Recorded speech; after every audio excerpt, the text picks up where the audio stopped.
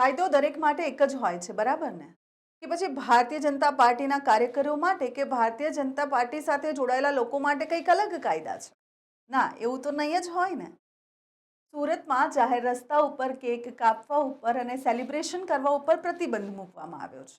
અવારનવાર આપણે વિડીયો જોતા હોઈએ છીએ કે કઈ રીતે જાહેર રસ્તા ઉપર સામાન્ય લોકો પોતાના બર્થડેનું સેલિબ્રેશન કરે છે અને બીજા દિવસે પોલીસ દ્વારા તેઓને પાઠ ભણાવવામાં આવે છે.